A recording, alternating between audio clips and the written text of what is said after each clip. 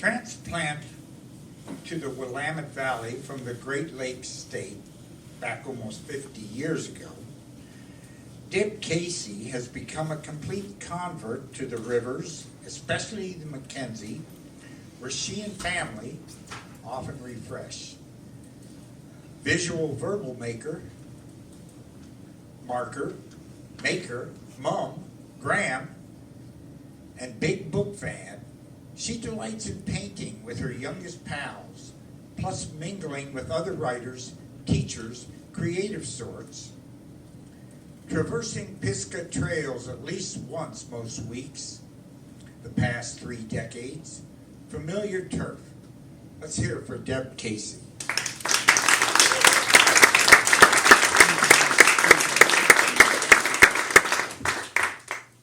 One of the things I was wondering after seeing the list of people reading yesterday and today is, when Scott's going to read? One of these days.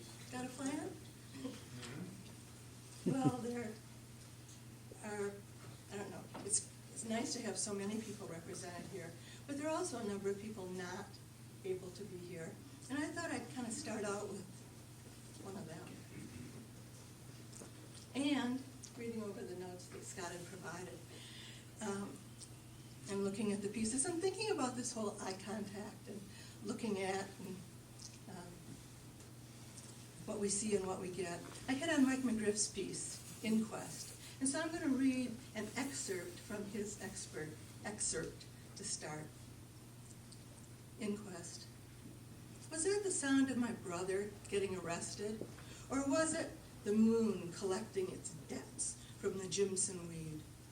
Perhaps it was the surf throwing itself into the jetty, failing to strike a blue spark. Lovely ghost, is that you at the end of the drive, trying to convince the young deputy that a set of brass knuckles is only a paperweight? Or have I fallen asleep with the windows open, overhearing the thorn apples swap stories as the ocean shuffles its eternal deck of black cards in the last corner of summer? Was that my grandmother restringing her fiddle, or were those alder branches scraping the downspout? Do the moths hold grudges against the wings of the moon? If it's true that ghosts don't shit, is it also true their jokes are terrible? Was it real when I heard the trees comparing their debts? Does the river wear gloves when it dismantles a foot? Why do I value the physics of a spark plug more than the mouth of a scholar? Is the fog on Blue Harbor jealous of gas and oil mixed and burned into a trail of blue smoke?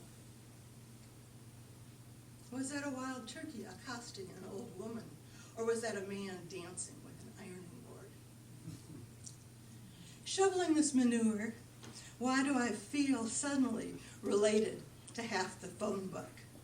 I'm going to stop there because I feel like that's kind of an experience of Tsunami, as well as my own growing up in a very small town in northern Michigan, and having been in Eugene for a long time. So, I've got lots of sisters, and so I thought of reading a sister's poem, but and 4 dresses comes kind of close. But I think I'm going to go with autocorrect, which has a lot to do with how even when we think we know what we see and what we've typed, we don't always get back what we've given. Autocorrect. Slavery becomes involuntary. Delight reads first as drifting, next digest. As if pleasure doesn't wait, then imagining appears as aging. Alienate as salivate. Dear morphs to dare. Hitting a hard stop mid-step when a chair for my mother reads hair for, as if to replace a place to sit with strands to brush or braid, as if the sink ceaselessly clogging doesn't speak to treatments, may take a toll beyond intent, asking respect. It's a hard time a grandchild grants, loaning her furry dog for comfort, keeping an eye alert maybe for wigs, not a stool or bench might relieve these legs that bear less easily the weight comes of days, weeks, seasons, not knowing holding a state absent information. Then comes feeling to fringe, does becomes dies. Margins conveniently anticipates marginalized. Then best to bedtime advises with kindness. Sweet dreams births suet degrees.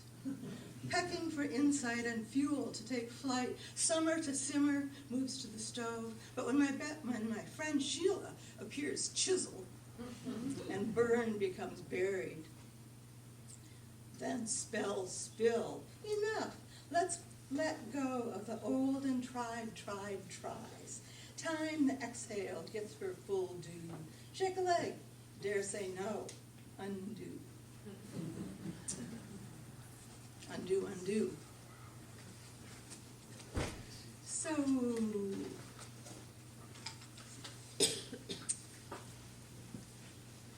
I think I'll go kind of another undo piece, although I hear somebody in the audience saying that the poem you're going to read isn't quite ready, but here it comes. Fire hydrant tailored. Hydrant I customize with pride.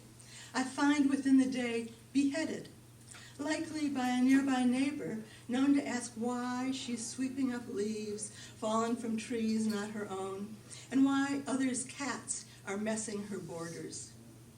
Hydrant returned to an idle standby state. As do I, stand by assessing. She moved from the country soon as an option opened, marriage, eager to be done with the rural. Then we newbies arrived to add a flock of hens, pair of goat brothers, undo her redo. And now this ridiculous capping of the city's yellow hydrant requires her prompt response. She removes the plastic head I jammed on the doll bolt, a tidy fit. Now Dolly had twisted off by her baby doll curly locks shed, and no kind return of the goods, nor commentary.